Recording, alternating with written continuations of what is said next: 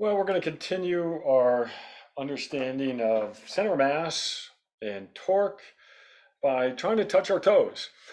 If we were in class together, I would do this as a in-class activity. It's a silly activity. You can do this with your kids or your grandkids or your nephews or nieces or just kids on the street. I don't know. And it's sort of a fun little game you can play. But the idea here is we're going to try to touch our toes, and we can all do that. And as we do this in class, I actually have to make up rules as we go along because someone always comes up with some innovative way to try to beat the system, if you will. Well, I'm going to go ahead and demonstrate touching our toes. This is very highly scientific, very easy to do. Yeah, I almost bent my knees there. Not a big deal, right? Okay, I didn't have a problem doing that. But now what I'm going to do is I'm going to make the rule that you need to put your heels up against a flat wall, okay? And you got to keep your knees straight and your feet together, all right? Can't spread them out, can't do anything funny with it. And all you can do is go down. You can't go down and then go back up, all right? People have done some pretty interesting things to be able to touch their toes. But you're going to start from the standing position, and all you're going to do is try to touch the toes, and you can't. Wow, okay. So what's going on? Why can I not touch my toes when having my feet, my heels up against the wall and my butt up against the wall? Whereas if I don't have my feet up against the wall or my butt up against the wall, I have no problem touching my toes. Let's look at the physics behind this a little bit more. And we need to know something about center mass and torque. All right, let me switch over to my, that's camera off. Let's go to the DocuCam. All right, so let's look at what happens initially with the person trying to touch their toes. And I'll try to do the best I can here while not up against the wall. I'm not a great artist, but I'm gonna try to do it like this. Here's the person's head and no problems touching the toes, okay?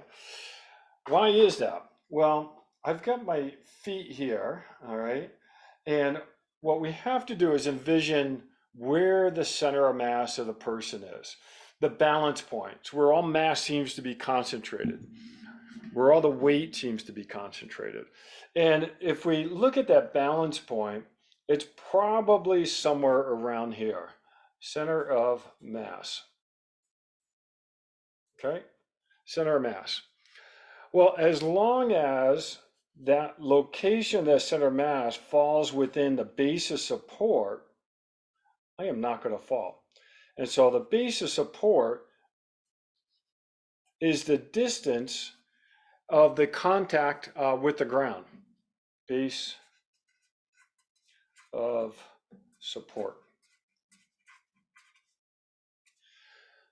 And what I'm going to do is drop a vertical line down. And as long as that vertical line falls within the feet, I'm not going to fall over. Okay. And so this base of support defines, in essence, how stable I am or that I'm able to maintain my balance when touching my toes. Now, let's put myself up against the wall, and I'll draw the wall like this. And now I'll try to draw the same base of support here, same feet, nothing's changed there. Keep my knees straight. And now, what's going on? Well, now, and I've got my hands trying to reach down. Well, now what happens, we have to envision where that center of mass is again, and I'm going to draw purposefully all the way out here. Okay, center of mass. And now I'm going to drop that dotted line down again, and I'm going to exaggerate it here. And look at that, it falls outside the base of support. Well, what's going on? Well, remember, the center of mass is where we would draw our weight vector.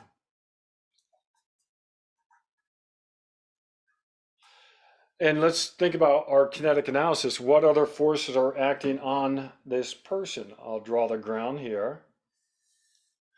And it is the ground reaction force. Those are the only two forces acting on the person. Remember, we had kinetic analysis, we identify forces acting on the object, not by the object. Well, let's look at an angular kinetic analysis. And now what I want to do is, because when I started falling, I started rotating about my toes. So I'm going to put an arrow there, and I'm going to call that an axis of rotation.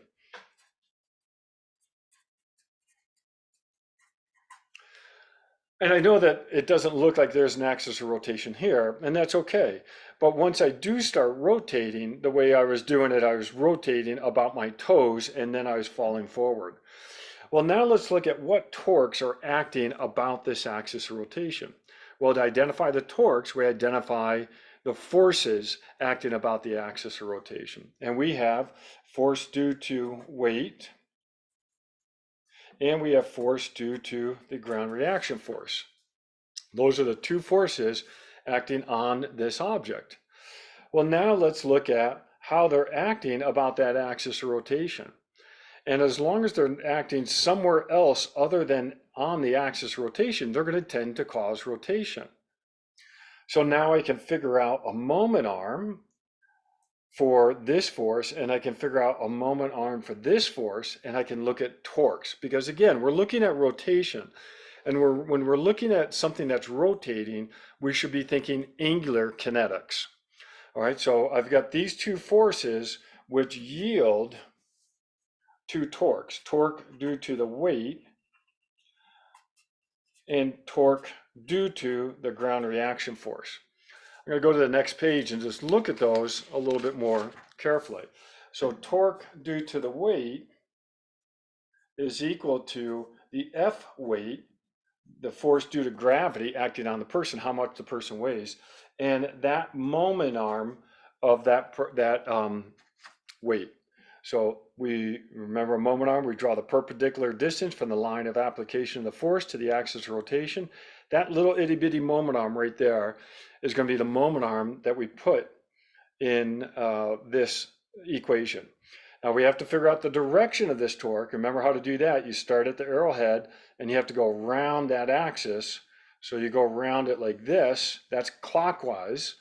So if we go counterclockwise is positive, which we typically almost always do, then this torque would be a negative torque. Okay, so we have negative T, and I'll just put W there because I'm lazy. Now let's do the same thing for TGRF is going to be FGRF times the moment arm of the ground reaction force. Let's go back to our picture here. We draw the line of application of the force. We take the shortest distance between that line of application and the axis of rotation. So that moment arm right there is going to be the moment arm for this torque. Now we draw the direction, or I envision the direction. We start at the arrowhead and we go around the axis. That's clockwise as well. So that's also going to be a negative torque. So now we put in our equation, these two torques into sum of torques equals I alpha. And I have a negative torque W minus torque GRF equals I alpha. And guess what? I alpha will not be zero. There's going to be some angular acceleration. And if I start at, if I start at something really close to zero, and I got to use radians per second here just as good practice, then I'm going to have an acceleration, and that angular velocity is going to change from something from zero to something that is negative, because these two torques are negative. So if I look at a plot, I'll do it quickly. If I do angular velocity here, positive, zero, negative, and this is time, I start at 0, and if I have a negative angular acceleration, I'm going to have an increase in velocity in the negative direction, which we know is the clockwise direction. So what does the person do? The person rotates in this direction, which is exactly what we saw in the video. Why is the person rotating in that direction? Because there's a torque, a sum of the torques, that's going to cause negative angular acceleration. And because we're starting at near 0, I'm trying to move as slow as possible, I'm going to increase velocity moving in the negative rotation direction, which would be clockwise. So this all comes back to working with balance. And what we do when we look at balance is we try to quantify base of support, and we look for when the center of mass is going to fall outside that base of support, and that can end up leading to rotation. So in this case, once I reached a certain point, I was starting to rotate, and what did I do? I didn't fall. I took a step. So my other leg is parallel to this leg, and I took a step forward. By taking a step forward, what I'm in essence doing is increasing my base of support. So let me try to draw that again.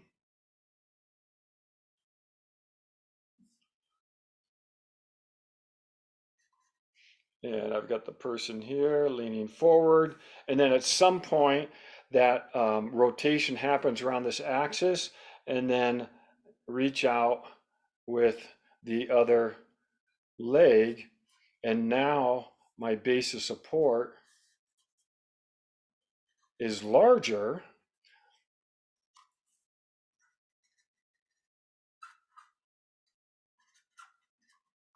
and if I look at where my center of mass is now and I drop it down to where the feet are, now I can see that that center mass falls within the base of support, and I've stopped the rotation. I no longer will be falling forward.